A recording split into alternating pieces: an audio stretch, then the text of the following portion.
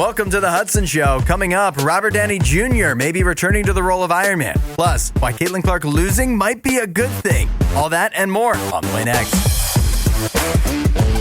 This is it, the very first episode of the Hudson Show. Thanks for joining in. Let me start with this. There's a trend going around on TikTok that I've seen. The water droplet eye trend.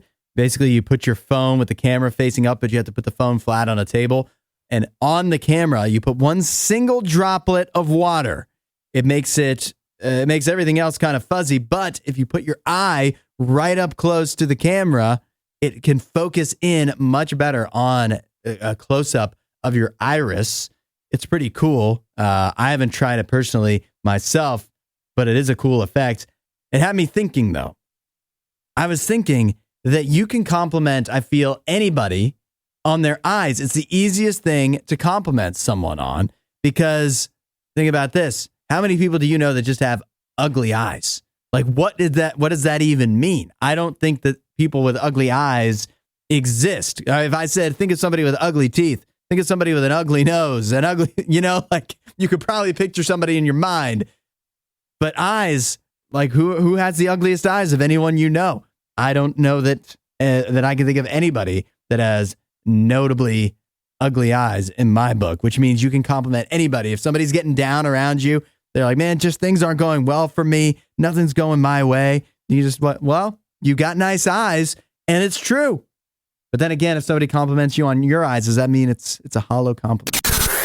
Looking at what made money, what didn't in theaters over the weekend. And you know what? Let's do it this way. Let's count up from 5. Showing up at number 5 in the box office rankings this week was Kung Fu Panda 4, a favorite of some that made another $7 million. Then you had number 4, The First Omen. That made another $8 million in North America. But that may be a problem since that was its first week in theaters. $8 million for a franchise movie. Yes, it's horror, but that doesn't feel to me like it's doing too hot. If you saw it, let me know. 8772 RadioU. Ghostbusters, Frozen Empire, that made another $9 million, so that puts it at number 3. Then you have another new release, Monkey Man. This is a little surprising to me. It only made $10 million in North America in its first week, and the reviews for that are fantastic, so you might have expected it to make a little more, but that said, apparently it had a pretty meager budget,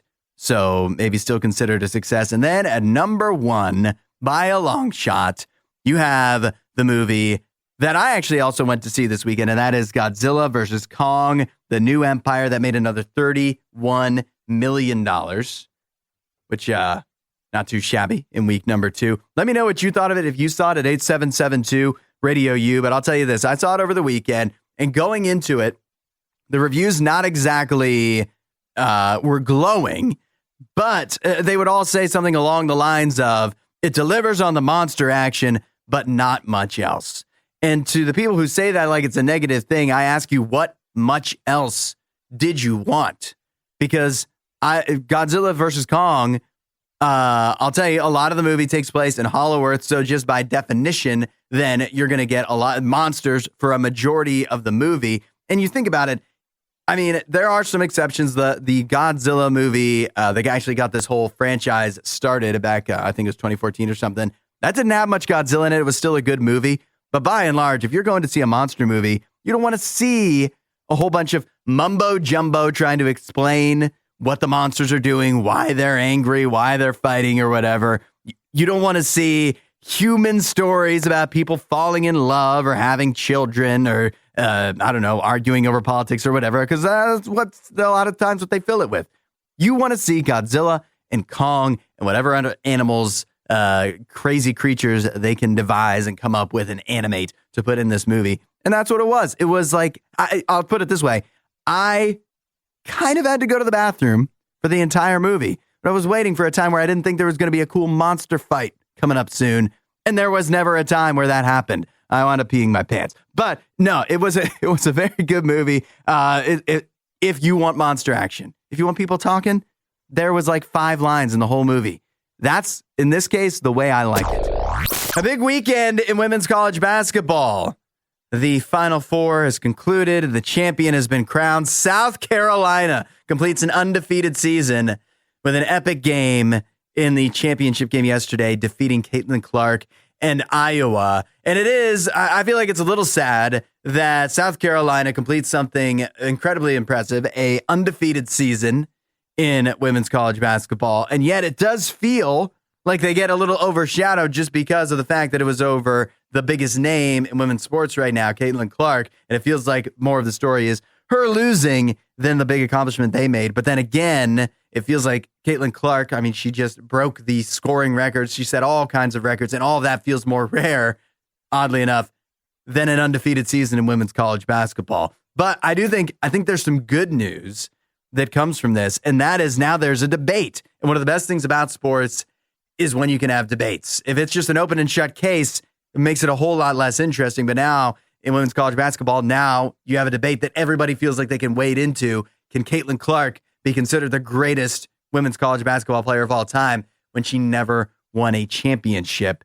What do you think? 8772 Radio U. As for me, I feel like she can be in the conversation. She can be on the Mount Rushmore of women's college basketball, but can she actually be the best without a championship? I don't know. I know that if you're talking NBA, if you're talking NFL quarterbacks, if you're talking NHL, you can't be considered an all-time great. You can't be considered definitely the best of all time, the GOAT, unless you have a championship. But college is different because you have such a limited time there, and she was so close multiple times. She's got to be up there. I don't know, though. I guess I don't know enough about some of the other historic women's basketball figures to know if any of them, like, are they close to her and they also have championships? I'll admit it. I don't know enough to say, which I also can admit about the controversial foul call at the end of the semifinal game between UConn and Iowa that everybody was upset about. Everybody suddenly at the end of UConn, Iowa over the weekend became a college basketball referee. All of a sudden, everybody knew what an illegal screen was. I'm going to just be confident in saying that I have no idea. I don't know if it's a foul or not. It seemed to me to be a little ticky-tack. Like you could have just let the game play on and it probably wouldn't have affected things. But you know what? I don't know that much. I'm not a referee. One of my biggest fears, I've got two fears that I know of anyways. One, space. Two, the ocean, because they have something in common. If you get lost there, you're kind of out of luck. Nobody's going to help you if you get lost in space, even though there's a whole show about that. Also, you're lost in the ocean, it's going to be hard to find you. But something that was brought to my attention recently about like swimming that actually it made a lot of sense to me is that if you are let's say you're stranded somewhere out in the ocean, just in water for an extended period of time, there's two things you can do to keep your head above water. One is tread water, which is a lot of work. It's going to wear you out over time. But then two is you can float on your back, which is obviously a lot more, it sounds a lot more relaxing, and it's a lot less taxing on your body over time. And, that actually, when you think about it, like that's the ideal way to go is if you can float. Now, it's not like you just instantly know how to float. I didn't know how to float for an embarrassingly long amount of time. I do now. It's something you kind of have to learn. You have to be taught. But once you know how to do it, obviously a much more efficient way to stay above water if you ever get stranded at sea. Now, somebody still may not be able to find you because you're out in the middle of a giant ocean, but at least you'll be able to last a little longer, increase your chances. And that's no matter where you wind up floating adrift at sea. And I say all that to say this, that God wants to teach you how to float. Many of us are going through life and we're treading water. You're trying to keep your head above water and you're expending all of your energy just to barely stay so that you can keep breathing and keep staying alive. But God wants to teach you how to float, how to breathe in that air, to breathe in Jesus. Just take him in and let him keep you afloat so that you don't have to waste so much energy, use up so much valuable energy, just barely staying alive.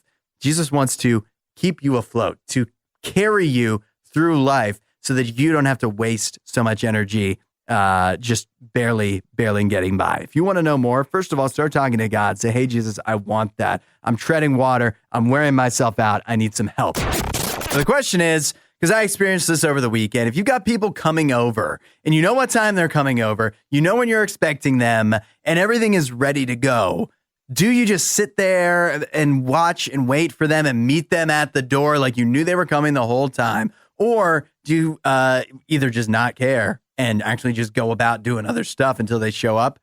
Or do you pretend to you watch, but then you pretend like you weren't watching the whole time when they show up? Let me know what you do at 8772 RadioU, because Regina says, she says, we're still usually getting the cleaning done when people show up because they're procrastinators. I get that. You know what? That is how it happens for me fairly frequently as well. But then Greg chimed in. He says, I meet them at the door because making them wait there feels rude. If you knew they were going to be there at 7, say, then why would you not be ready to let them in right away? And I get that, Greg. But then to me, I feel that is meeting him at the door over eager. I don't want to come off too strong, even though these are friends of mine that I've invited over to my house.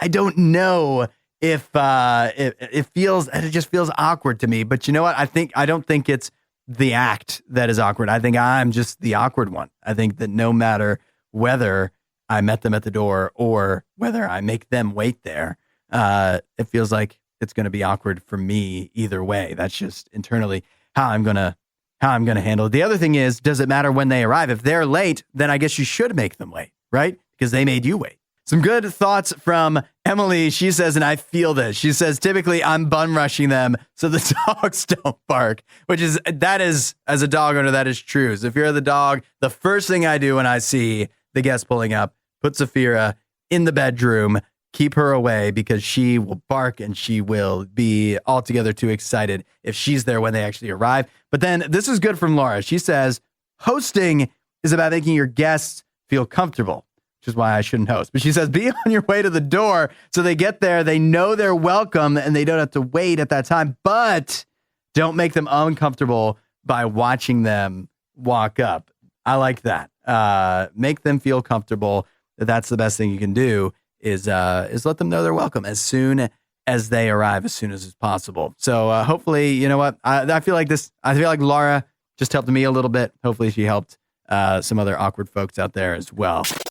A server at a restaurant posted out about how they had a table request that they do not be bothered. The server brings the food, and then at that point, don't come back and check on us the entire rest of the meal. Let us just enjoy our meal in peace. Is that okay? Because on TikTok, that was a very controversial request. Jeff says it's perfectly fine just as long as they say it politely. I think I kind of like that. If they were rude about it, then you have a reason to be upset. But if they're just like, hey, can we just enjoy our meal? I think that's no big deal. Lisa says, I think they can ask, but they can't get mad if something is wrong with the food or if they run out of drinks. That would be a dilemma then, because then what do you have to go find the server, find somebody? I guess you got to flag one of the other servers down. I don't know. It's not like you're not actually going to see them again. But you definitely can't be upset about that. We also had someone chiming in saying, go to a fast food place and dine in. They won't check on you there. Yeah, but come on, just because you want to eat like steaks at Texas Roadhouse instead of a burger at McDonald's, you have to have somebody check up on you. Maybe you can still have a conversation. I don't think it's that wild an ask. And then also somebody chimed in saying, so they won't have to feel bad leaving no tip, eh? That is one. If that's the whole reason they're doing it, then that's no good, of course. But I don't understand. There's a lot of people on TikTok that thought this was, and maybe some of them seem to be servers, who thought this was a very rude thing to do. I think we've all had experiences where you're out at a restaurant. It just feels like the server comes by when your mouth is full or when you're in the middle of a conversation and seems to just interrupt things. And it's just like, you know what? We don't really need this. We have our food. If we need you, we'll come get you or we'll flag you down. And plus, who's going to be mad being told they have less work to do? We got a good response here, though, from Chris, who texted in. And he said, hey, if the servers are going to dump on us as customers, why not take a moment for us to dump on some bad service we've had? Because we all have. Chris says he had a server sit down with him and his date while they were eating. He says it was super weird The guy stayed there for about 10 minutes telling us how he used to be in the MLB or something like that.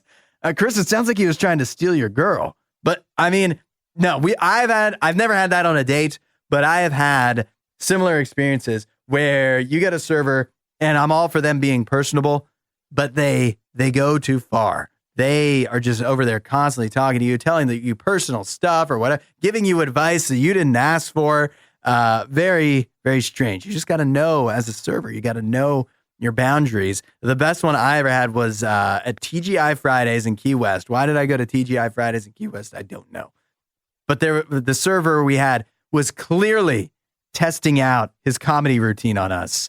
And that was a little uncomfortable. It's one thing to test out a comedy routine at an open mic, but when you've got a captive audience at a table that's just waiting for some boneless wings, I don't think that we were the best audience for him. Some big news out of the Marvel Cinematic Universe, and they could use some positive headlines, right? Robert Downey Jr., Oscar winner, in a recent interview with Esquire, was asked, would he ever return to the role of Iron Man? If asked, would he become Tony Stark once again? And this is the quote from Robert Downey Jr. himself. He says, happily. It's too integral a part of my DNA. That role chose me. So he would be all in, it sounds like, if Marvel asked him to return to the Iron Man role. He's in for it. Do you think that'd be a good idea? 877-2-RadioU. Should Marvel ask him, and should he say yes to becoming Iron Man once again? Of course, I feel like this is a spoiler at this point.